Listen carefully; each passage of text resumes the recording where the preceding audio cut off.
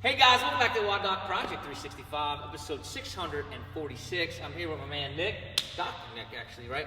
We're out here at CrossFit Buffalo about to do Y Mobility tomorrow out here at CrossFit Buffalo. But got a good workout in tonight. And whenever I drop into a box, I always try to get into the minds of the people that coach at that particular region or area or box or facility, right?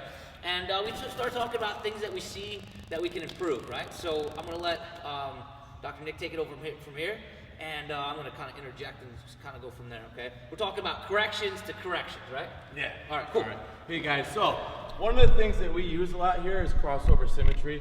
If you don't have crossover symmetry in your gym, you can use any sort of banded correction exercise. But the biggest thing that I see a lot of times when we get newer people or even more experienced people in the gym warming up, getting ready to do any sort of overhead work or just anything like that, is an overextension of the low back.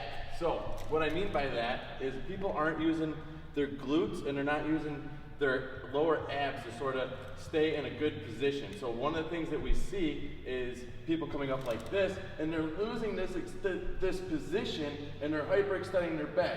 Now this might happen because it's too heavy and it's a really long lever, or they're just losing, they're not engaging here. So one of the things that I want to see people do, and one of the things that I try to fix a lot of times, is when you're doing this position, if this gets heavy, you really need to squeeze your glutes and your abs, butts and guts, right? So I like that term, butts and guts. So we're here, all right? I'm not losing that position once I get overhead, all right? That's a position that a lot of people lose when they're with a barbell or anything like this. So jump back into that position. Would you say that the first thing then that you're doing then is squeezing the butt to tighten that pelvis down, give yourself a sturdy base, Yep. And then you're contracting the abdominal region right here, right? So that you can lock that part down, and that part has to stay sturdy for the upper extremities to move proficiently, right? Right. Because what we see a lot is we see this rib flaring. I mean, you got a little bit of it, a little bit right there. Oh gosh, I can't point the camera at the same time. You got a little bit of it right there, but it's not horribly bad. But what we're really looking for is that there's not a huge hyperextension in the low back right there.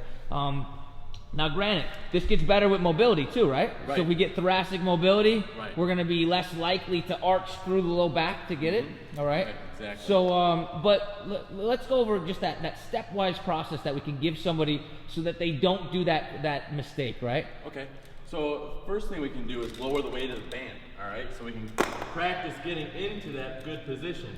So maybe we'll get a lower one.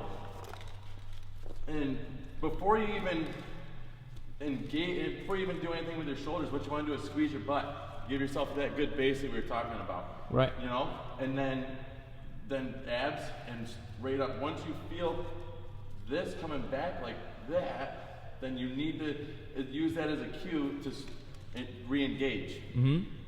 So if I'm squeezing hip flexors, quads, butt, lower abs, pretty much everything in this midline.